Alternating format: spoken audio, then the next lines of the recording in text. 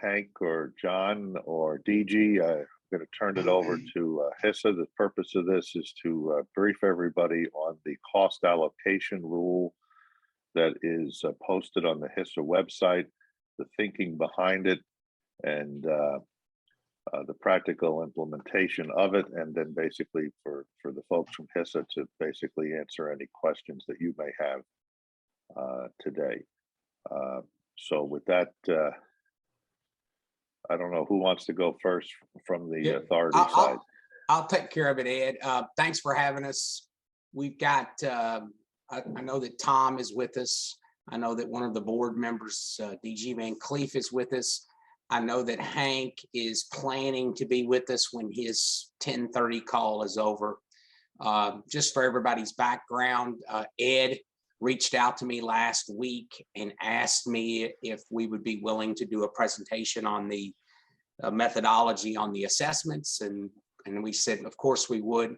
Just to let you know, the proposed rule for the determining assessments under the Act was sent to the FTC on January 7th. I would imagine it will be posted to the Federal Register sometime in early February, if not February 1st. And that'll go through the notice and comment phase as the Federal Trade Commission determines whether they're going to accept the rule or not. I think the key takeaway on the formula for determining the assessments is that the HISA board did not believe just simply using projected starts was consistent with the equitable purposes that we're supposed to look at about allocation of equitable assessments. And we also did not, since the Act did not define covered racing start, and it goes through this whole deal about we have to develop a formula. The board ultimately decided that if you just simply did racing starts, it would create a situation where, say, a state like West Virginia would pay more than Kentucky, despite the massive purse differential. So where the authority landed, equitable allocation principles of the Act, is 50% of the assessment is determined based on pure projected racing starts, and the other 50% is weighted to purses. And you basically have a projected purse start, which you take the amount of starts by the total amount of purses in the state, and that weighs 50% versus a pure start. So the best way to display that, to show that to you all, hey Ed, I need to be able to share my screen. Yeah, I'm going to make you the host, and that would give you the ability to do that. Yeah. Thank you.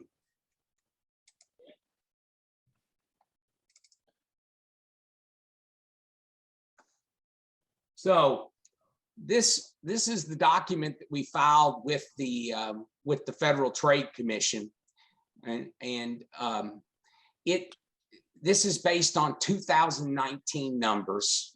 We did not use 20 because of COVID, and 21 weren't quite completely ready when we had to submit. So obviously for 2022, we will use 2021. The actual regulation, and I think Illinois, I saw somebody from Illinois sign in. The actual regulation also says that when we're looking at the previous 12 months, we also take into consideration alterations in the racing calendar for the applicable years. So for example, if Arlington closes down and there are less races in Illinois, then that will be adjusted. We won't just blindly follow the previous year. And what you can see on this chart, and we'll go down, basically you have a the $1.80. This is per million. So depending on what the HISA budget's going to be, then you can, whatever that budget number is, this formula, you can kind of work it out per million. You'll see that the start fee for projected starts is $1.84.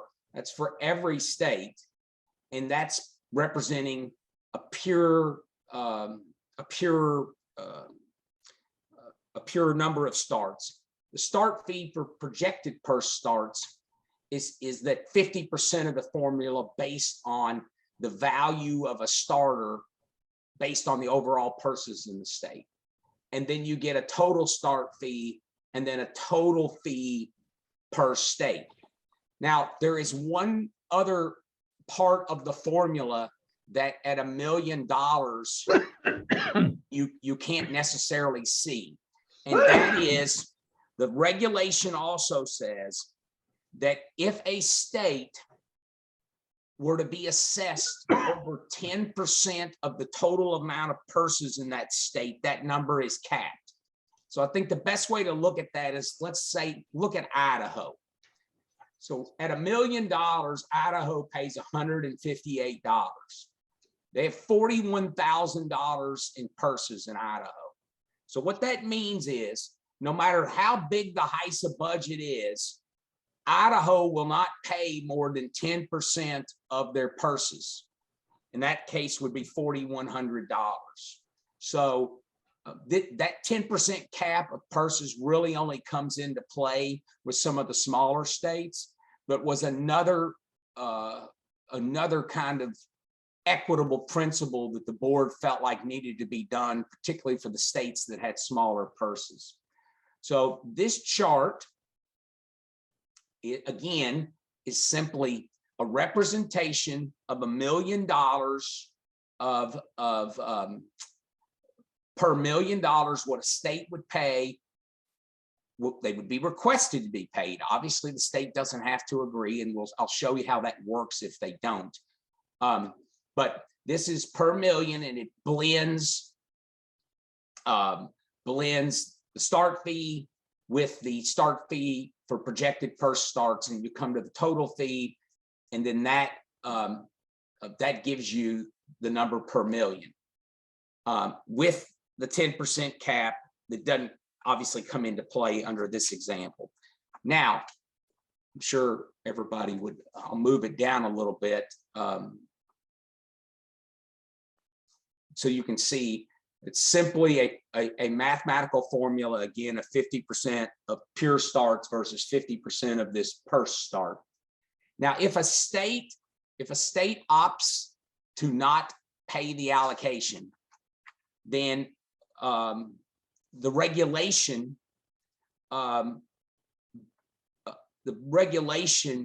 has the authority collecting it from each racetrack, with the racetrack proposing to the authority how they're going to collect it among covered persons. And we are the racetracks are going to pay that amount, collection amount, proportionally on their share of total purses. So for example, let's say at $1 million, Pennsylvania says, you know, we're not going to pay, we're going to let our covered persons pay. This chart here is all of every racetrack, and this was also filed with the FTC, and you'll see, if we go down to Pennsylvania, that amount of money is divided up with on the racetracks, and then the regulation has them collecting it among covered persons. They have to equitably allocate the assessment, and that's subject to the approval of the authority. And so it's that is basically, I'm sure you'll, let me leave this up here for a few more minutes. That is, let's see if we can get a little bit more on here. Yeah, there we go. That's basically how it's approached, with this 50% pure starts, with the 50% purse starts, coming up with these numbers. John, would it be possible for you to email those to me and then I can put them up on my screen and then I can referee hands on calls, requests to be identified? Since you filed it with the FTC, it's technically not a private document anymore. Yeah, I need to think about whether, I mean, we've not been, until the Federal Trade Commission posts these documents, we haven't been making them public. This is the first time I've shared it. I hadn't thought about whether we would disseminate it outside of me showing it to everybody.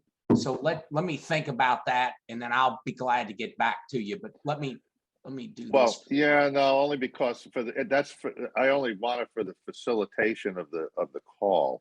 Yeah.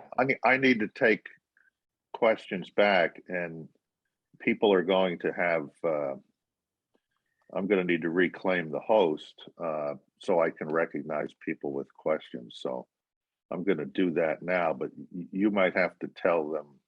Let me just do that, and then anybody wishes to be recognized, you need to raise your hand. And Steve May, you're first. Thank you, Ed, and thank you, John, for sharing this information with us. I just a couple of clarification points on this. That chart that you were showing on the per $1 million, that is per $1 million of HISA budget, not per $1 million of handle or purses or anything like that, correct? That's exactly correct, Steve. It's per $1 million of HISA budget. And since we didn't know what the budget was, we thought just using that per million was at least the way everybody could see how it was calculated.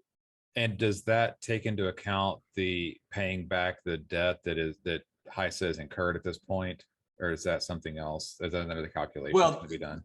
This is going to be whatever the budget is. You just take the budget, and then this gives you a representation per million. I don't know what the board's approach is going to be to the debt, whether they're going to try to get it all, whether they're going to do it over time or they're going to do it immediately. Those decisions as it relates to the budget, the board's kind of turning their attention to. That's probably the board's now that we've gotten these regulations filed.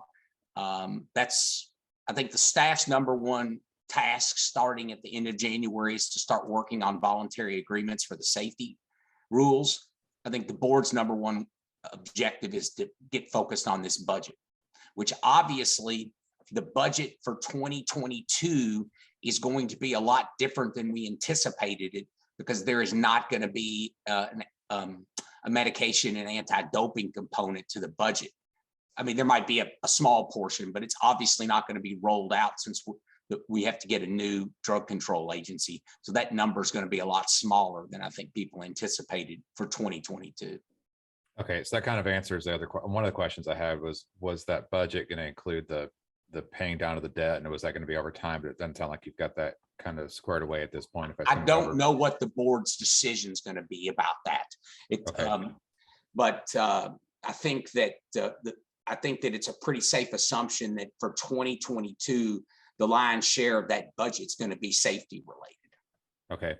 And then the second question I had, when you said that the state assessment is going to be capped at 10% of the purses, is that is the total assessment, the 50% that's based off of pure racing starts and the 50% that's based on purses, or is it just the purse portion of that that's going to be capped at? It's the whole thing. So for Minnesota, you know, if your assessment under our regulation, your assessment would never be more than 10% of total purses in Minnesota. It caps out there. Okay. So I guess it's safe to assume that if we take that total purse amount based in 2019, then the HISA budget can never exceed 10% of the total purses that were awarded for 2019 then, correct? Because no one would be able to. Well, here's the deal. I think if you start doing the math, you'll see that 10% cap only affects a few of the very small states. You know, even if you start running huge numbers, you'll see that the real impact is in, you know, places like Idaho, you know, North Dakota, you know, things like that. I mean, maybe, you know, but depending, I would think, particularly since you're not going to have a huge anti-medication doping budget this year, I don't even know if it'll come into play for any state. I mean, unless the budget gets completely out of hand, I guess that's when, I mean, if the budget was $30 million a year or something, then there's a lot more states would be affected versus. Yeah, I think at 30 so. million, you probably wouldn't see a lot of states where the cap comes into play, but you can do the math. The nice thing about this chart is that it'll allow folks to soon as we see, but you'll get, when the budget's done by the board, they'll run this chart for each individual state, and then, you know, the state can choose what it wants to do, and then we go from there. And then if the state, as I said, if the state decides for whatever reason that they can't make that assessment, it's to be paid over 12 monthly payments, then it'll then turn to the racetracks for the racetracks to put together an equitable proposal for assessing the money among covered persons. Okay, thank you. Danya from Colorado. Good morning. Thank you for taking my questions. So are we going to see what exactly the budget includes for HISA at some point? Is that going to become a public document, or is that just with the board? I would imagine you're going to, I don't know the answer to that question, but I do believe that the budget, I do believe that I can't remember if the budget's filed with the Federal Trade Commission. I'm a little in a disadvantage since that's a board decision. I would imagine they would do that if they asked me for my opinion, but I'm a.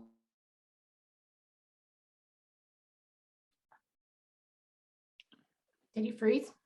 Yeah, he froze. Hopefully for not too long. I just had one more question for him when he comes back. Yeah, and I want to ask him about the, John, are you there? Yeah, have you lost me? Yeah, you we froze. lost you. You froze. Okay, you know what? I'll switch to, let me switch to the, I'll switch to my iPad. It's fine Sure. now. No, you're okay now. It's okay now? All right. But John, the other question, so I guess the biggest question is we don't know what's on the budget. And then if there's a shortfall between the state payments and the budget, the quote unquote needs, how's that going to be reconciled, or how will that be covered? The statute specifically covers that situation where in the next year, if there's been a shortfall or an up or an excess, then it's trued up the next year. Trued up how? Because if you have the cap, if you have the state cap, then who trues it up, or well, it would be in the next year's assessment. So let's say you had $100,000 shortfall for 2022, you would just increase the budget in 2023 by $100,000. So could that 10% change then if you guys are at a shortfall? Is it just this year that the 10%? No, the regulation is written in no year when a state is assessed will their assessment be more than 10% of their total persons in the state. So if there was some kind of shortfall in the next year, that number is going to be capped at 10%. Again, very few states are going to come into play on that. You have to be a pretty small per state for that cap to come in. The board did that because they just felt like in those situations of the smaller states, it just was not equitable to place that kind of burden on a state that had very small purse structure. Okay, thank you. John, I had a quick question before we go to the next. On the number of starts, are you counting just thoroughbred starts, or is that all starts? It's thoroughbred. Okay. So if HISA were to take in another breed at some point, that would get figured into the formula as you just plug the number of starts into that formula. Well, I guess that's probably a premature question. That's a tough question. You know, I think that it's important for everybody to realize that the act specifically says, so the board has not addressed this issue. We've flagged the issue, but the statute says that for a state racing commission or a breed organization to request approval for an additional breed, they have to have come up with the money solution. So the board, we've still not addressed how that works. Does it, you know, is it a one-off, or how does it work with all this? So right now we know this is thoroughbred. I think that now that I think we're going to have some time now in 2022 after we get through the budget cycle that the board can start focusing on that long-term issue, because I know there are folks that are very interested in that. And we continually talk about the point that the Oklahoma representative made about the test barn and the multiple, you know, having, you know, quarter horses and thoroughbreds there and the costs associated with that. So we want to figure out a cost-effective solution to that. Mike Hopkins of Maryland. Yeah. Hey, John, Mike. couple quick questions for you. Obviously you don't know what the budget is, total budget, as far as HISA is concerned, number one. Twofold question. What's the anticipated split between the racetracks and the horsemen's organizations, number one? Number two is accountability, as far as HISA is concerned, because the way this is laid out, we're going to be paying, or someone's going to be paying HISA a premium based on starts and purses. Where does the accountability come back to the industry of what that money was spent on? All right, so is your first question in a state that opts out of not paying? Correct. Yeah. So basically the way the regulation is drafted, Mike, is it basically says to the racetrack, you go and make a proposal of what an equitable allocation among the covered persons is, and then you have to submit that to HISA for approval. We believe that that will lead to good negotiations, and we put the HISA approval on it to make sure, you know, that the board is signing off on this equitable allocation. On your second question, you know, I think that at the end of the day, HISA is being supervised and subject to the authority of the Federal Trade Commission. And the statute has specific rules about the budget and the oversight that the Federal Trade Commission has. And, you know, I think that, I think that that's how Congress intended there to be oversight. I believe, knowing this board the way I do, that once we get up and rolling, I believe they're going to support transparency, and I think everybody's going to be pleased with that. You know, as I've explained before, with this fire hose we've had, we literally have just been focusing on what we have to do. But there's going to be time, particularly once we get through this budget cycle, for and finding a new drug control agency of focusing on kind of some of the strategic things you're talking about, and working with folks and making sure people are comfortable with that. Yeah, well, it just raised concerns as far as the reimbursement back to HISA, because that money's coming out of the purse account. And at least in my situation, the primary driver of purse money is through public money to help pay for this through slot machines. That causes me a little bit of concern as far as how that's going to be worked out as far as going back to HISA. So just a host of problems as far as accountability, HISA's budget. How could the state of Maryland justify paying a premium back to an organization that's using funds to cover other racing jurisdictions' costs? So they are just general concerns that I have. Right. Yeah, and I think I mean, I certainly get that from your perspective. I think the short answer, and it might sound crass, is mean, obviously, each state has a choice. Exactly right, but I think the short answer is the flip side of that coin is this is the bill that Congress passed, and this is the vision they had, and here we are. But certainly, the bill does not make a state do anything, and so ultimately, each state's got to decide whether they want to do it through paying the assessment or running it down to the covered persons. Understood that. Say, Mike, this is Tom. Yeah, Put your hand. Ed, I just wanted to add to Mike's first question. It may be that HISA will issue a guidance document to provide some criteria to covered persons or racetracks as to what factors will be considered in determining whether the proposed allocation is equitable amongst covered persons. Otherwise, it's just the statute language itself, but we might provide some clarification and boundaries for the racetracks to consider along with the horse persons groups. Thank you. Bob Lopez, Washington. You need to unmute your mic. There you go. Thank you, Ed. Thanks, John. I think in Tucson, there was some discussion about if a commission were to sign an agreement with the authority that there would be some sort of reimbursement. Well, is this, are we contemplating back for some of these costs if the state provides certain services? Yeah, so here's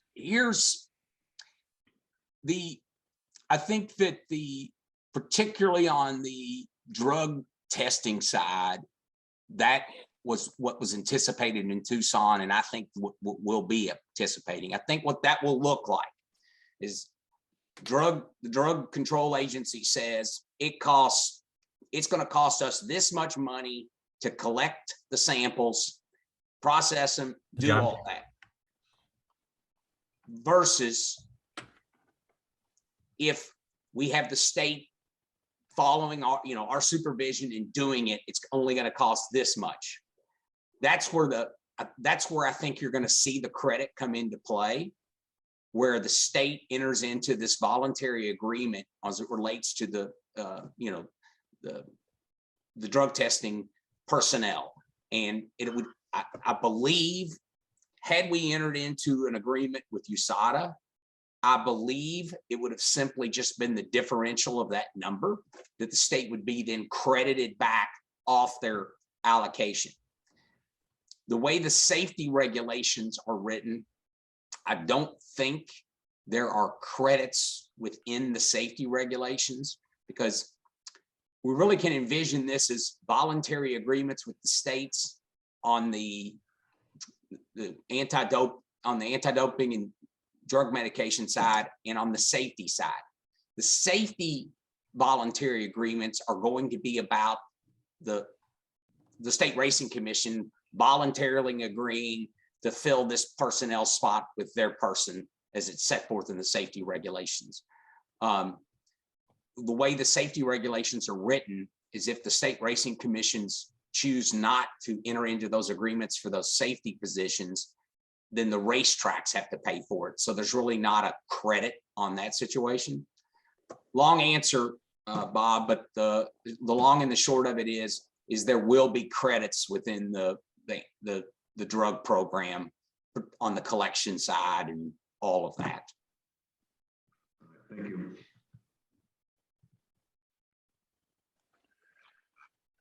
Anybody else? Raise your hand, please.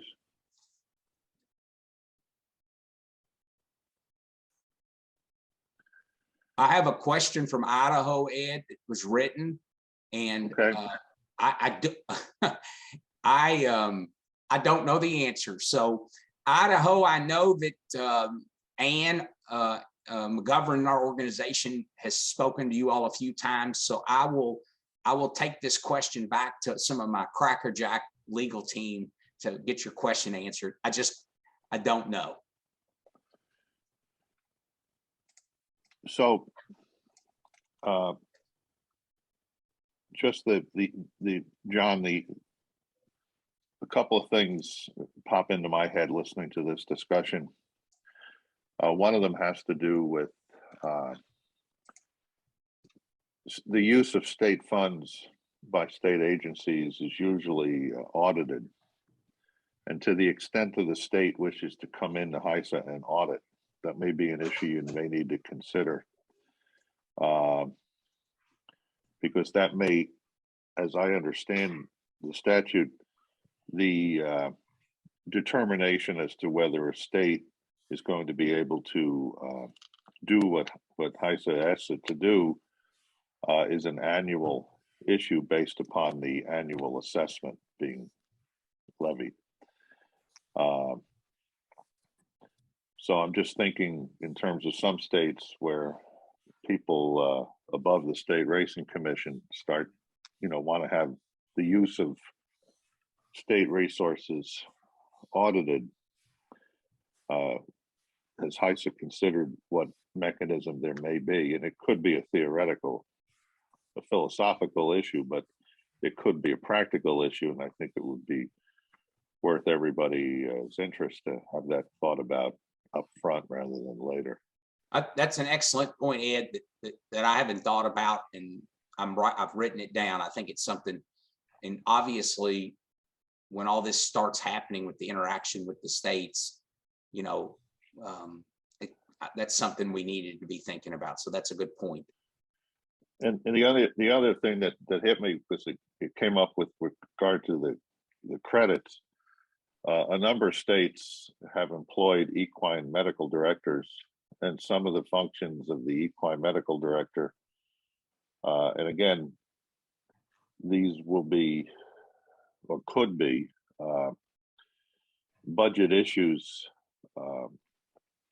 again, upline from the Racing Commission, because the Racing Commission is just a cog in a larger state government. That if there's a desire to maintain those equine medical directors as employees of the commissions as opposed to being handed off to the HISA, you may want to consider a mechanism for some type of credit on the track safety side too.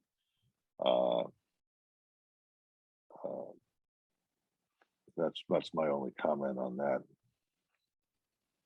Yeah, I'll put that in the hopper as well. I mean, the way the safety regulations are designed, I mean, certainly it's our hope.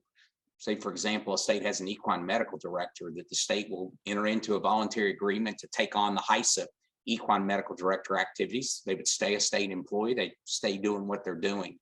But I don't know, it's the credit's a little more complicated there, because the regulation anticipates that if that isn't done, that it's a racetrack experience. But it's something to think about. Thanks. Yeah, I mean, I just I know that some of the budget directors I used to have to deal with in the state of New York, if you give them an opportunity to push a cost off of the state onto somebody else, they'll jump at that. And I can't say that that's the situation in any particular state right now, but you may, as you go around these states, this could be you might run into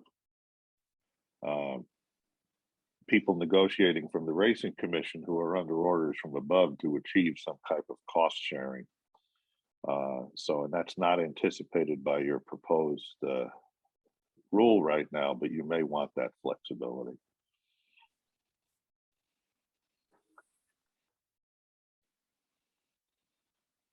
Does anybody,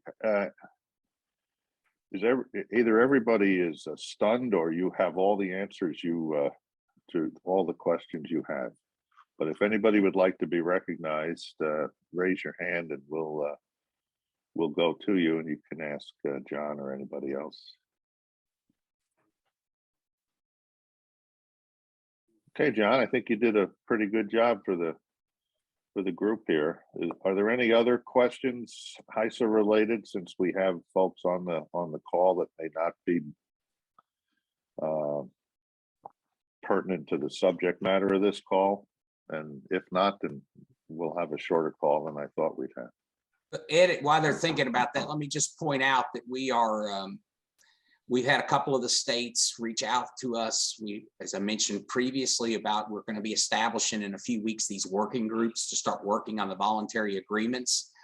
Obviously, the voluntary agreements in terms of safety are going to be a little more simpler than the in the medication ones. But if there's anyone that wants to be involved in those working groups, just reach out to me and we'll be glad to include you. And that's something that Tom and I are going to be turning. We have to deal with some issues with the Federal Trade Commission and some things over the next couple of weeks. But once we get through that, we will be assembling that. Yeah, that's fine, John. Yeah, just my best advice to you folks. I know there's been a lot of desire to have a template agreement. I'm not sure of the practicality of that. My best advice to you would be to start the negotiation process directly. Don't wait for a template. I think a template might emerge from those individual state negotiations. Kind of like when we started to do the state-by-state implementation calls, the issues kind of presented themselves, and then they turned out to be very common. But I wouldn't wait to do a template. I would start those, I would get in the hopper and start those discussions directly with the states. And you'll probably get a template that'll come out of the initial drafting of what it might look like for some of the first 4 or 5 states. I think it's just a semantic difference. I think probably your description of it, which you and I've talked about before, and mine sounds different, but I have a feeling it'll result in the same thing. Yeah, because the regulatory attorneys, they're the ones that will help write up those things. They're right. But they're not going to be negotiating on behalf of the state unless they know clearly what the higher ups want them to do or are willing to do, and so forth. So yeah, I think we're on the same page on that, Ed. Okay. Going once, going twice. Anybody have anything to say? Anybody? Liz Stinson in Florida, you're recognized. Thank you. I just wanted to remind everybody that the FTC comment deadline for the first set of rules is tomorrow, and Florida is going to be submitting comments to the FTC. Just wanted to remind everybody. Tony Salerno, you asked to be recognized. Yeah, and I just had one quick question. Yeah, I just had one quick question. I know in some of the calls we had before, we talked about service agreements. Now, I guess the new term is voluntary agreements. Is it the same? Is this the same thing we're talking about? And yeah, and what are we getting for our voluntary agreement? I guess is what the question is. I mean, I'm assuming you're asking. I think there'll be a series. I think there's going to be. I think you're going to see whether you call it a service agreement or voluntary agreement. I like the word voluntary agreement because that's consistent with what the law is, which I like to reiterate. All the fact is that the state racing commissions have a choice. The voluntary agreement on the safety side, what the state's going to get is, I think, better racetrack safety, which will be good for all of us. It also, I think, Tony, this is the best way to answer the question is to give you an example. If, let's say, Pennsylvania says, you know, we just can't stand this Roach guy. We're not ever working with any organization with him, and we're not going to enter into any voluntary agreements on the safety side with HISA. What that would mean is actually, I should use Kentucky as an example because I know how the stewards work there. But let's say Kentucky says we're not entering into the agreement. The way the safety regulations are written, if the state doesn't enter into an agreement on the stewards, then we're going to have 3 sets of stewards there that are the same 3 that are now. Then we're going to have 3 HISA stewards that are going to be there, funded by the racetracks, that are going to enforce the HISA safety rules. So in the same race, the current stewards are going to be doing what they do, the disqualifications, the horse placements, all that type of stuff. And then the HISA stewards are going to be enforcing the riding crop rule.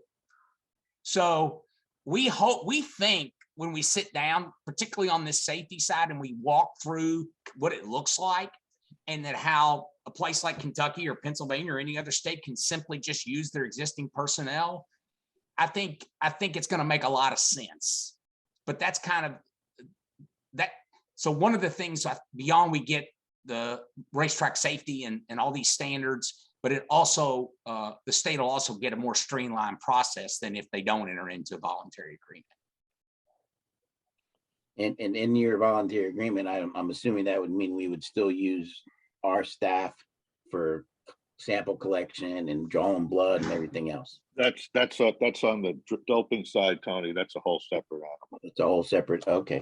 But Tony, the answer will be yes. Ultimately, when that drug control agency's there, they're going to want to enter into an agreement with you all. I mean, you know, if it had been USADA, I think you heard Travis talking to Son, you know, they would impose some standards and make sure that their standards were followed. But the idea ultimately would be that you all can use the personnel that you have, whether it's on the safety or the drug side, and we enter into these voluntary agreements and we streamline it and take the benefits of that. So that's the thought. Okay. Thank you. Anybody else? Going once? Going twice?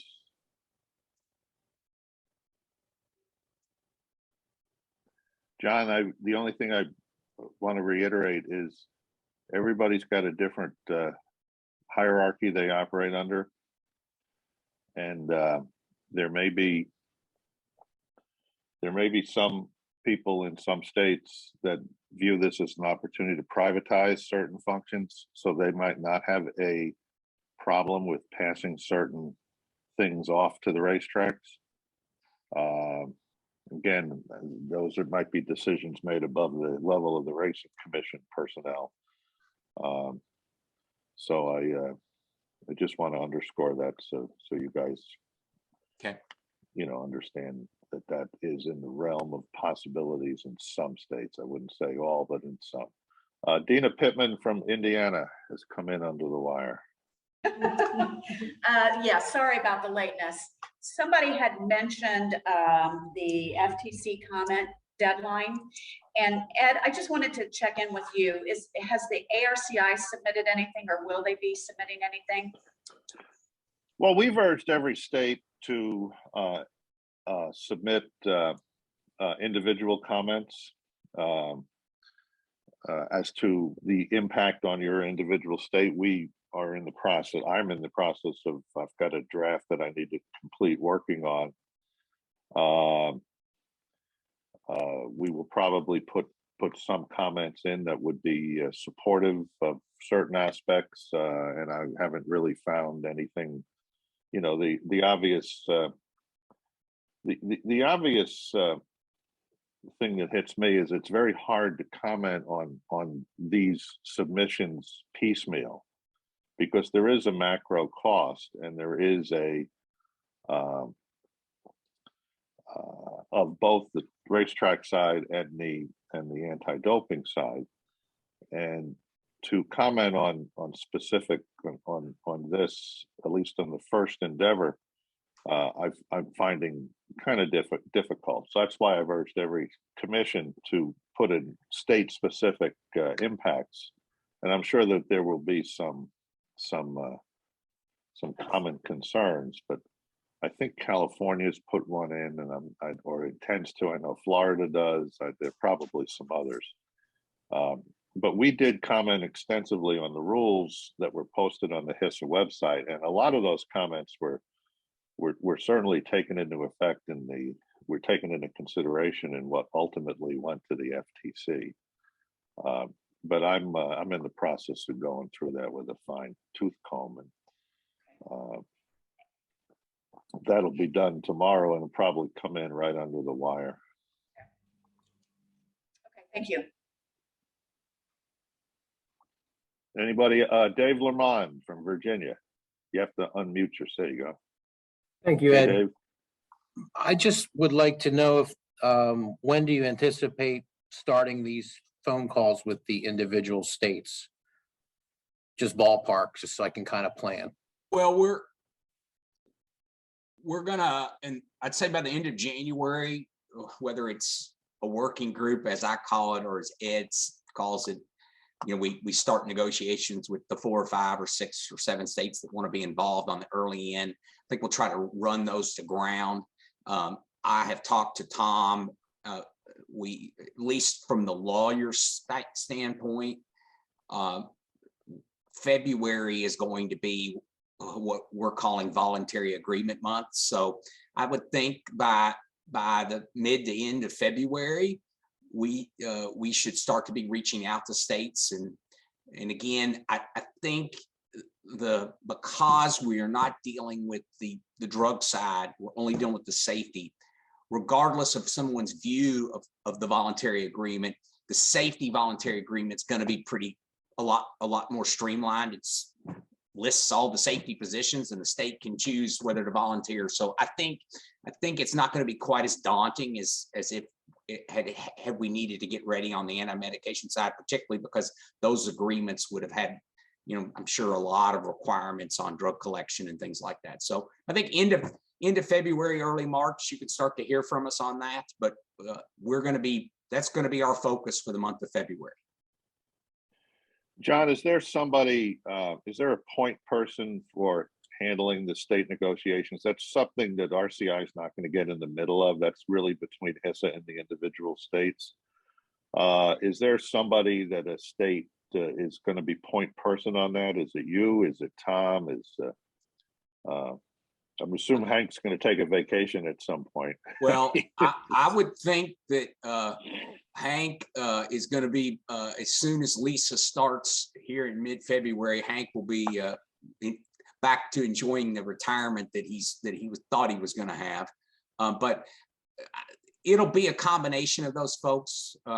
It's obviously something the new CEO is going to need to direct, but I think unless the new CEO gets rid of Tom or I think you're probably stuck with Tom and myself to be working on this, and I'm sure she'll be involved as well, heavily involved. Anybody else going once, going Hey, twice? John, quick question, just a quick question. All the comments that are flowing back to the FTC as far as these safety rules are concerned, that people have made, is HISA going to take any of those comments that have been submitted and go back to the FTC and make adjustments at all? Or are they just going to let it roll forward? We are going,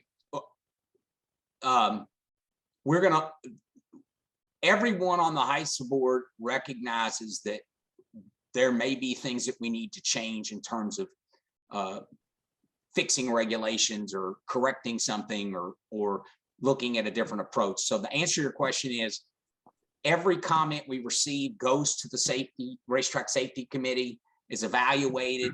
It's either like we've considered it, we picked a different choice. Oh, we hadn't thought of that. Let's put it on this list of potential future changes to the regulations. So so yes, the racetrack safety committee looks at everything. Okay, so it's not the stuff that's been sent in, it's whatever was submitted is going to be submitted and moved forward and then tweaked maybe at a later time. Yeah, well, that's right. There will not be a change in the FTC submission, but we certainly recognize that there could be a chance, maybe a substantial chance that we might need to fix something or change something. Okay. And I think when they post the discipline sanctions and hearings regs that were also already on the HISA website, you'll see a lot of flexibility in there. And one of those reasons is we want to make sure that the regulations work.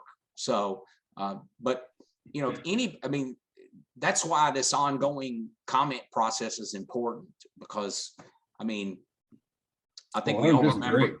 Yeah, I think we all remember what the reaction to a lot of people on the call and Ed's reaction to the original safety version. And due to comments and constructive criticism, they went under a substantial rewrite, and we put a lot of flexibility in them. And so that's what the safety committee wants to do, and that's what the board wants to do. All right.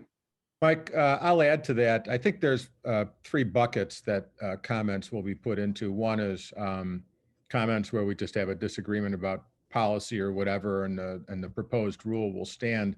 The other 2 buckets, as John suggests, will go into a queue for future rulemaking.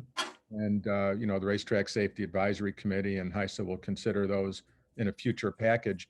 But there may also be some recommendations or suggestions that qualify for interim rulemaking. And under the Federal Administrative Procedure Act, where there is an more or less imminent risk to human health or safety or equine welfare, and other criteria are met of federal law, as the statute says, HISA can issue an interim rule to address that concern. So if there was an oversight or something that people feel very strongly about affects equine welfare, HISA would consider issuing a package of interim rules and submit those to FTC. Yeah, I did see that, where that flexibility is there, but the policy stuff I'm not arguing about, but there's just some areas of that safety rule that are flat out wrong. Yeah. I would just note that, I was going through the page of all the comments that were submitted to HISA that you filed with the FTC on the track safety rules, but it's like a 1,000-page document, and I was going through that yesterday, and there's a ton of duplication of things that have nothing to do with the track safety rules, but have total to do with the anti-doping protocols that USADA. There's probably, I don't know, 6 or 7 copies of what looks like to be the same USADA protocol document in various points. So I'm sifting through that to try to understand. So don't be discouraged. I think probably the heat of the deadlines has triggered some of that. But I was trying to get to the track safety specific comments that were filed with the HISA that were then submitted and consistent with what the FTC requirements are. But that's kind of just a side comment, John. Just so when you put the other stuff in, the whole bucket doesn't go in. Mike, obviously submit any comments you want, but sometime in the next week or 2, when you got a free minute, call me. Okay. I want to hear I'd like to hear what you've got to say about some of the areas of the safety you're concerned about. And quite frankly, that's going to be probably the most effective way to handle it. So I would love to have a conversation with you. Okay. Got it. Okay, this time going once. Anybody have anything else? Going twice? Okay, thank you all. See you, Mark. It's been a good discussion. Thanks, everybody. Thanks, guys. Thanks, everybody. Thanks, Everybody have a John. great day.